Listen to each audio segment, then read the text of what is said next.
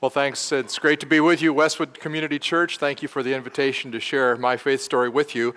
I have the words "Made in Japan" stamped on the bottom of my foot. Along with Toyota and Honda, this stands for quality. After World War II, many GIs moved to Japan to help that war-ravaged country recover and to share the gospel of Jesus Christ with the folks there. And so my mom and dad joined that movement. And that's how it came about that I was born and reared in the land of the rising sun. Well, being the son of a missionary is, a different kind of experience. First off, my parents worked night and day to invite people to consider Jesus Christ as their Lord. And so you can count on the fact that they were praying for me as well. And one Sunday morning at a gathering of missionaries at an old YMCA building in downtown Tokyo, my dad was the guest preacher that day, and he decided to preach to a group of missionaries on the subject of John 3:16 and receiving Jesus Christ as your Savior. I'm not sure why he would preach that to missionaries, but hey, that's my dad. After the sermon, one little guy raised his hand to show that he wanted to receive Christ as Lord. So Dad came and talked with me, and I prayed a prayer of confession, repenting of all the great crimes that I had committed in my 7 years of life.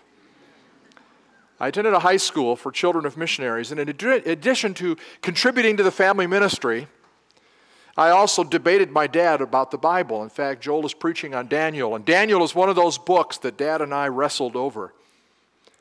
Then during my sophomore year of high school, our math teacher had a family crisis and returned to America, and our school had no one to teach 10th grade geometry.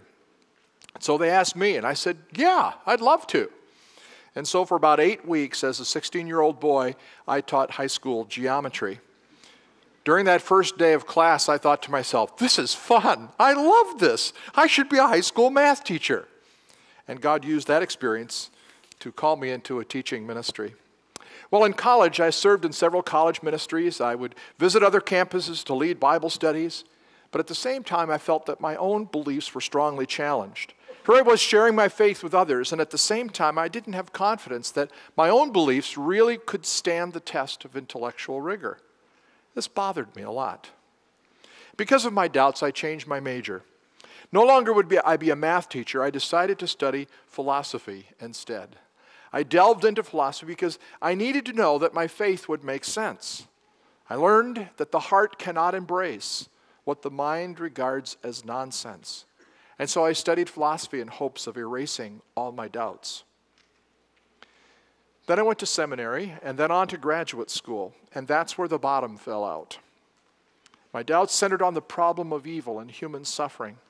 I clearly remember the day I entered a seminar room. We were seated around a square seminar table, and we were going to talk about the topic of God and the problem of evil. Who said philosophers don't have fun? Well, the first day, the prof asked everybody in the class to share their experience with this question. They started next to me, and they kind of went around the circle. And everybody, including the prof, said something like this: I used to believe in God. Then I thought about the problem of evil. Now I realize that the traditional view of God doesn't work, and I don't believe in God anymore. Finally, it came around to my turn. I started out by saying, and then I said, well, I believe in God. I know there's a lot of evil in the world, but I do believe in the God of the Bible. My classmates all looked at me as though I had 3 heads. I went into a spiritual funk. My faith hung in the balance, and gradually, it took months, but through the loving support of my wife, through prayer, also through reading C.S. Lewis, I regained a confidence in the Lord. As a young adult, I began to teach college philosophy. Then after a while, came to Bethel University to teach at the seminary. Now, of course, you all know the best way to learn something is to teach someone else, right? So this experience of teaching has honed my thinking about the intellectual foundations of our faith. And decades of teaching Christian thought have convinced me that the intellectual integrity of our faith stands strong. One of my professors back in the day used to say, I love reading atheists for my devotions. Their arguments are weak, and so it strengthens my faith.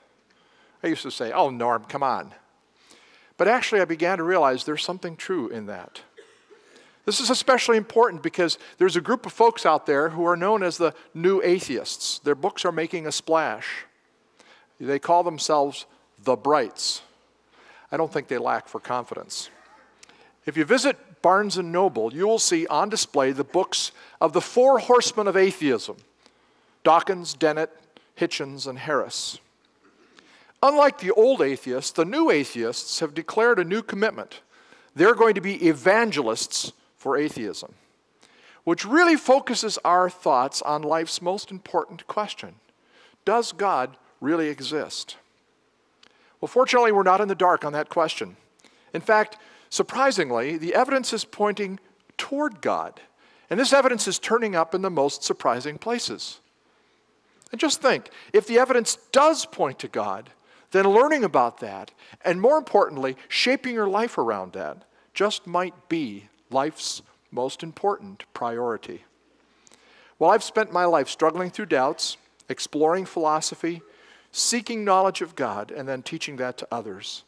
The results of this search for the deepest truth of God, I believe, will astound you. I look forward to sharing the results of that study with you. Thanks.